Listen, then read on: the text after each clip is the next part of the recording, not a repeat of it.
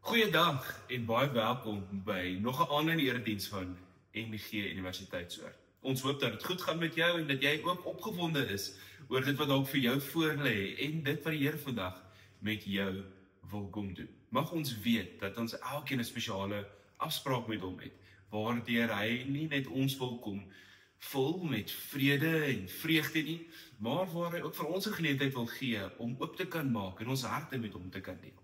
Mag jy vandag hierdie geleentheid ook so aangryp. Nou vriende, ek weet meeste van ons staan gereed en ons is besig om voor te berei vir die eksamen. En eksamens is altyd daai oomblikke en tye in 'n mens se lewe wat spanningsvol en stresvol is en wat 'n mens sommer onder kan kry. En daarom wil ek vandag begin deur om vir ons hierdie kers aan te steek. As 'n simbool om te sê dat Christus is teenwoordig daar waar jy is. Maar ook as 'n geleentheid om te sê, ek wil jou uitnooi om stil te kan word en sommer net by sy voete, in sy teenwoordigheid, asem te kan haal. Ek gaan vir ons Psalm 139 lees, die eerste 10 verse. En soos wat ons stil word, ons sal oopmaak vir die Here, wil ek jou ook uitnooi om te luister na die volgende woorde van die psalmskrywer, wat die volgende vir ons sê. Here, U sien dwars deur my. U ken my. Of ek sit en of ek opstaan, U weet dit. U ken my gedagtes nog voordat hulle by my opkom. Of ek reis en of ek oorbly, U bepaal dit. U is met al my paaie goed bekend. Daar is nog nie 'n woord op my tong nie, of U, Here, weet wat dit gaan wees. U omsluit my van alle kante. U neem my in besit. Die wete oorweldig my. Dis te hoog vir my begrip. Want waarheen sou ek gaan om U gees te ontvlug? Waarheen sou ek vlug om U teenwoordigheid te ontkom? Klim ek op na die hemel? U is daar. Gaan lê ek in die doderyk? U is ook daar. Vlieg ek na die ooste of gaan woon ek in die verre weste? Ook daar lei U hand my. Hou U regterhand my vas. Kom ons vat so 'n oomblik om stil te word. Net vir 'n oomblik 'n bietjie te wees in sy teenwoordigheid. Deel dalk met hom wat dit is wat jy ervaar en beleef in hierdie oomblik in jou gemoed en in jou hart. En dan sal ek vir ons afsluit met 'n gebed.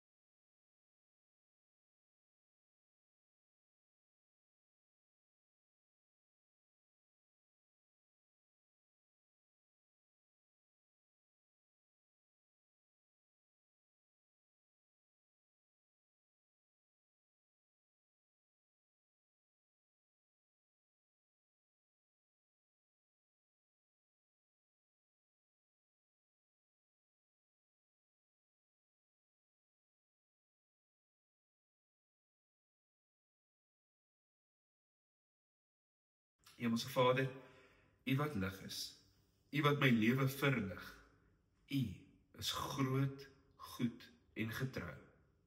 Here, in hierdie maand van Mei wil ek U weer opnuut kom ontdek. Ek wil U van vooraf leer ken as die God wat my lewe bestuur, as die Vader wat my met liefde versorg, as die Verlosser wat aan my die lewe gee en as die Gees wat my in die waarheid lei. Ek wil hoor dat U die een is wat in beheer is, wanneer dit met my broekskeer sleg gaan. Maar ek wil ook onthou wie ek deur U is, wanneer lewensvreugde my weer laat huppel. Maak my hart ontvanklik vir die werking van die Gees, Here, my ore oop vir U stem en my hart gewillig om U wil te kan doen. Leer my om altyd in nederige afhanklikheid voor U troon te kom staan, sodat ek myself deur U oë sal sien, my toekoms in U lig sal beoordeel en my geloofsreis deur U waarheid sal loop. Ja, Here, wees asseblief die lig van heiligheid wat my vooruitgaan, die voorbeeld van liefde waarna ek streef, die wysheid waardeur ek geestelik groei en die krag waarmee ek so passievol ook wil leef. Amen. Amen.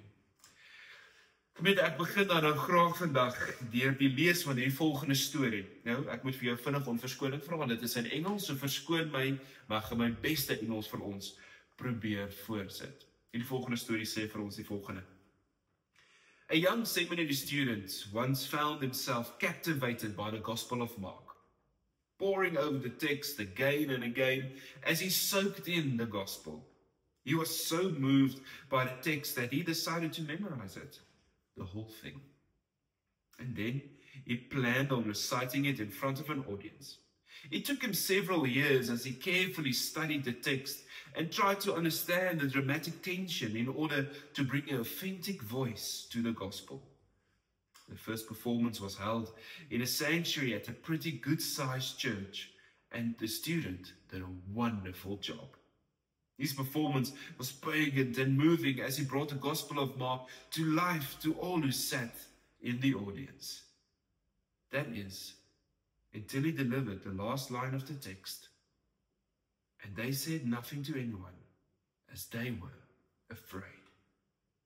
And the audience sat there in the pews, heads leaning in, waiting for him to keep going.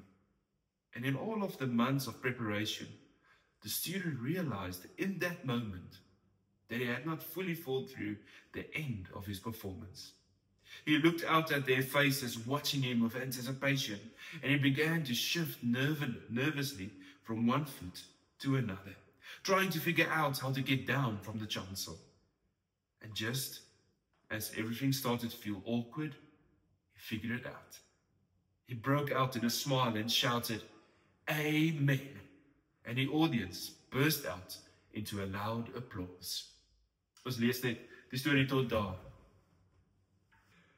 Hoekom het die student nie geweet om die einde van die evangelie van Markus op te voer nie, of hoe om dit te eindig nie? Vriende, kom ons maak ons Bybels oop by Markus 16 vers 1 tot 8, en dan lees ons saam en ons ontdek hoekom hy dalk gesukkel het om 'n goeie einde aan die einde van Markus se evangelie te bring.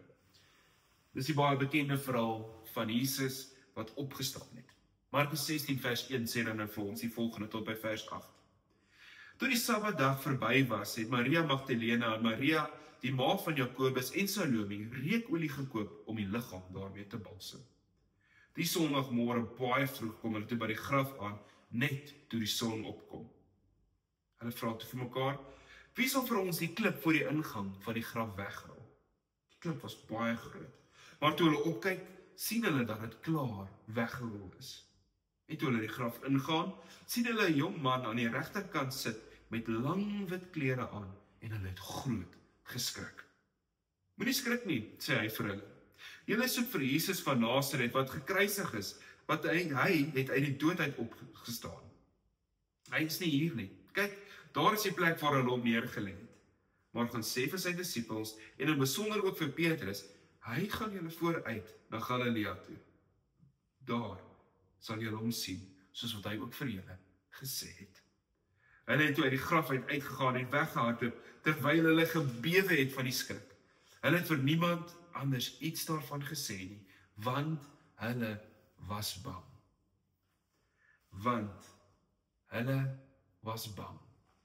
So eindig die evangelie van Markus, met vrees, met vlug en met 'n stilte, wat te hard is vir ons oor om te dra.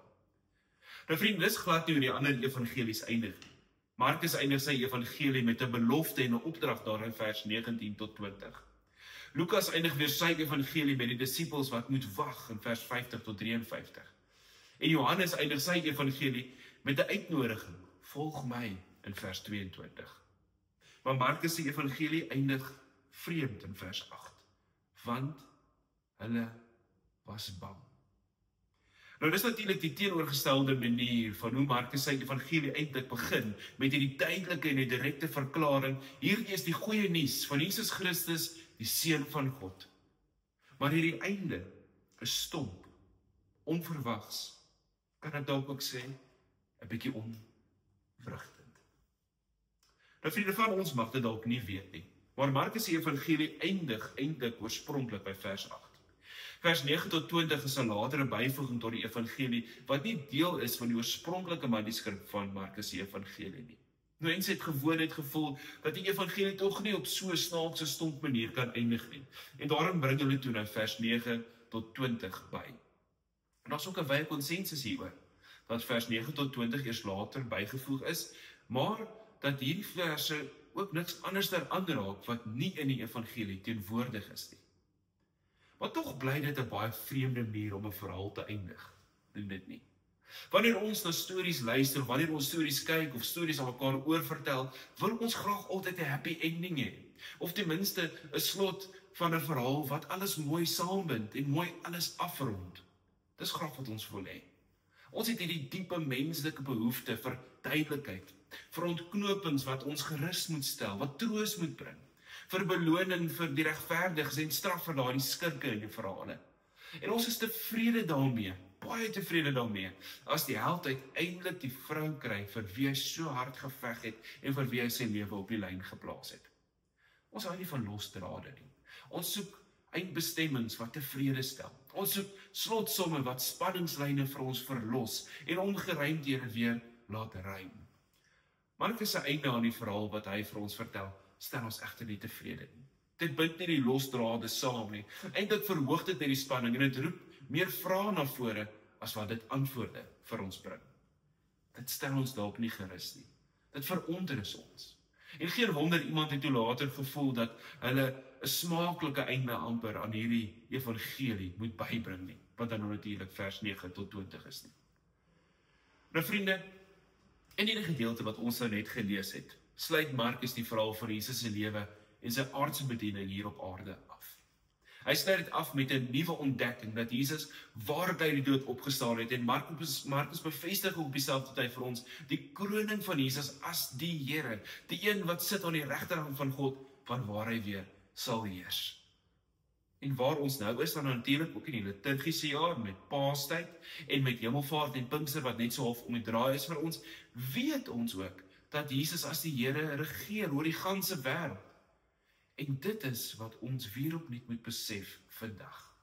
Markus se einde aan sy evangelie is nie eintlik 'n stomp einde nie.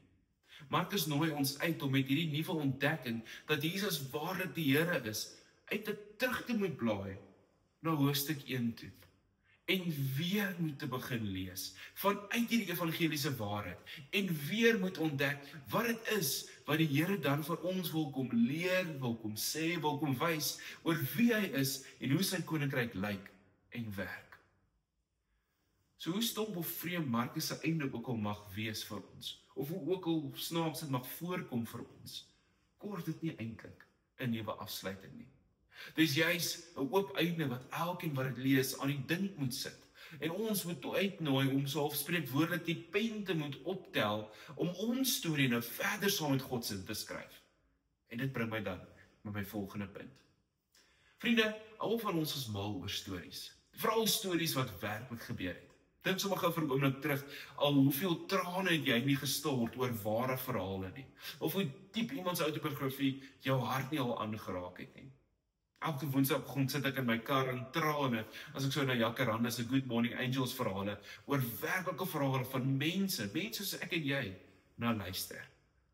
Stories het gewoon die vermoë om ons realiteit te vorm en dit het die vermoë om ons nie te laat kyk en te dink oor die lewe. Daarom lees ek so ruk terug 'n gedeelte waar 'n man met die naam Fred Craddock die vraag vra, hoe eindig 'n mens 'n storie of 'n verhaal? En sy antwoord is verskriklik eenvoudig op hierdie vraag. Hy sê dat jy 'n storie of 'n verhaal met 'n bepaalde leesteken eindig, omdat dit die doel bepaal van wat jy met daardie storie of daardie verhaal wil bereik. Byvoorbeeld, met 'n punt. 'n Verhaal wat met 'n punt eindig, is 'n verhaal wat afgehandel is, klaar is, net daar stop. Fluit, my storie is uit. Dis nou klaar. Daar is nie 'n vervolg wat kom nie, daar is nie 'n asemskep oomblik nie, wat klaar is klaar.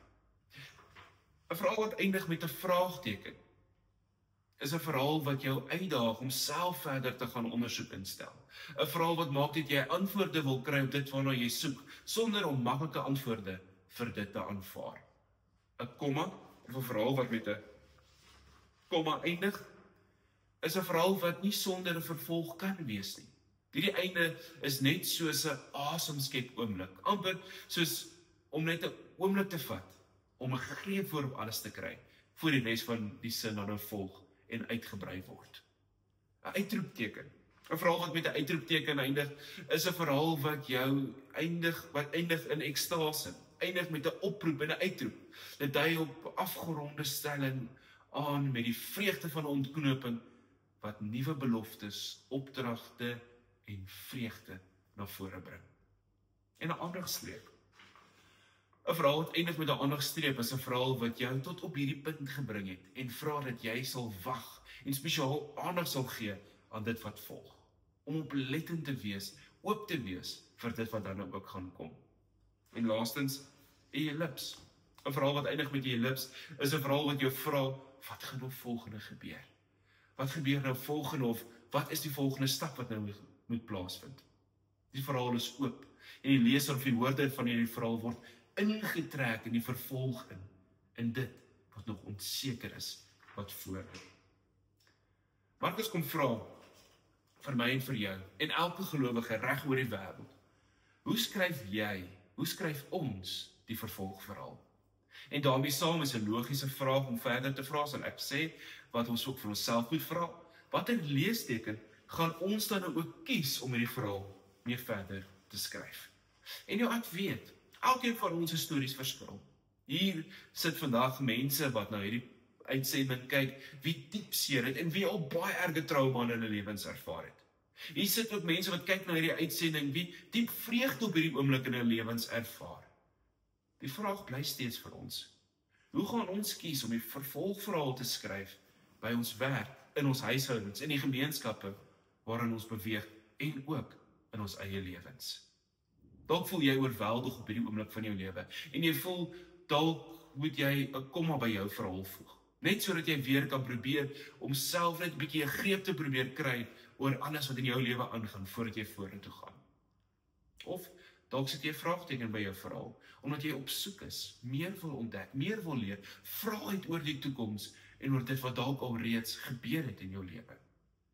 Probeer jy dalk soos ek vandag om jy lips by jou verhaal te sit, omdat ek graag afwagtend wil wees vir dit wat die Here volgende in my lewe wil doen en omdat ek graag ingetrek wil word by sy vervolgverhaal. Of dalk besef jy vandag dat jy al reeds klaar 'n punt by jou verhaal gesit het en dat jy ophou skryf het saam met die Here. Vriende, die teks wat ons vandag gelees het, nooi my en jou uit om vanuit hierdie bevestiging dat Jesus werklik waar die Here is, na ons eie lewens sal kyk. Dit vanuit hierdie waarheid ook sal evalueer en dan die pen op sal tel om verder saam met die Here aan sy verhaal te skryf. Dit is 'n uitnodiging aan ons om 'n oomblik te vat om ernstig na te dink oor hoe ons nou verder saam met die Here aan sy verhaal gaan skryf in ons huise, in ons werke, in ons gemeenskappe, ook in ons eie lewens en waar ons elke dag beweeg. En daarom wil ek dan nou vir jou vra om 'n oomblik van stilte saam met my te neem. Om gewoon 'n oomblik te neem en net 'n bietjie te reflekteer oor wat se leesteken jy dink jy tans gebruik om die verhaal verder saam met die Here te skryf in jou eie lewe. Is dit miskien 'n punt, 'n vraagteken, 'n uitroepteken, 'n komma, 'n aandagsstreep of selfs 'n ellips?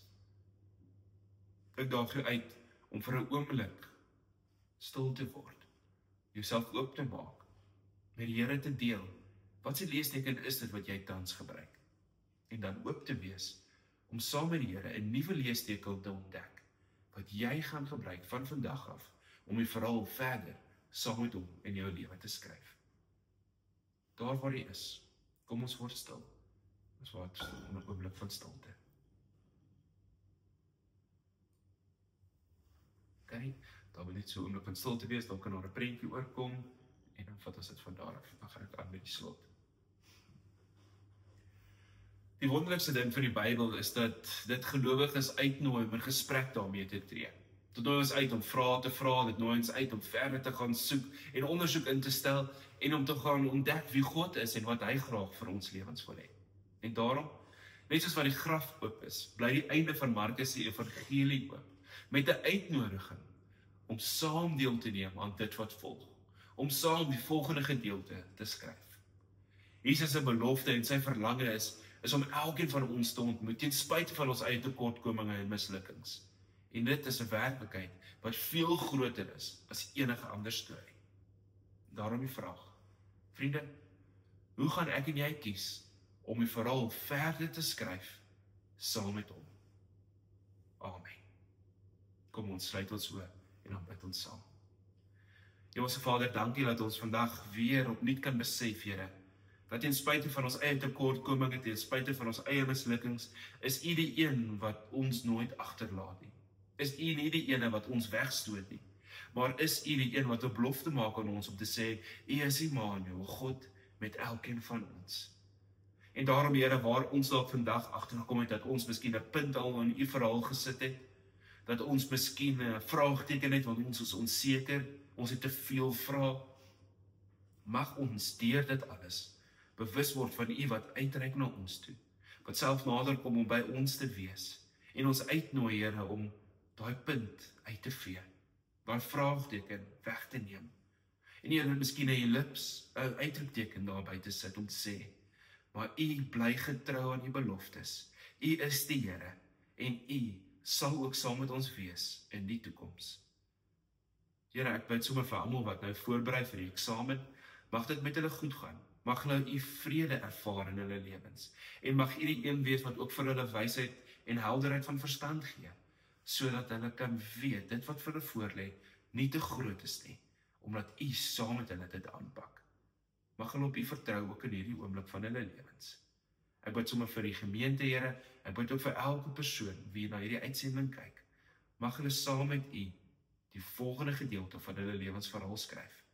'n Gedeelte wat sal getuig daarvan dat U die Here is, en dat U getrou is, en dat U vreugde daaruit sal deurbreek, sodat U koninkryk sigbaar kan word. Ons bid alles net in die heilige naam alleen. Amen. Vriende, ek wil julle graag herinner om asseblief in die description van hierdie YouTube video te gaan kyk, om te sien waarmee ons alles besig is. Al ons aankondigings en al ons planne en drome en uitreike sal daar teenwoordig wees. So op so 'n manier kan jy nie net kennis neem nie, maar ook dalk uitgedaag word om saam met ons betrokke te raak, saam met ons deel te neem aan dit waarmee die gemeente besig is. En dan sal ons ook graag vir jou wil vra om die Here dan ook te kom dien met jou offergawes. Binne in die description sal die links vir die SnapScan en debietorders en al daai goeders wees. So asseblief, dien die Here ook met dit wat hy vir jou gegee het. Wanneer jy dan hierdie week ingaan, mag jy weet, die Here sal ook met jou wees. Mag jy weet, dat die Here jou nie alleen sal laat nie. En daarom wil ek jou vra om jou hande so in 'n bakkie te maak, om die seën van die Here dan nou ook te ontvang, sodat jy dit vir jouself kan toewy en met jou kan dra in hierdie week wat voorlê. Mag jy weet, soos wat jy hierdie week ingaan, dat die genade van ons Here Jesus Christus, die liefde van God ons Vader, en oorvloedige teenwoordigheid van die Heilige Gees met jou sal wees en sal bly. Amen. Mag jy 'n wonderlike week hê. Ons sien jou weer volgende week.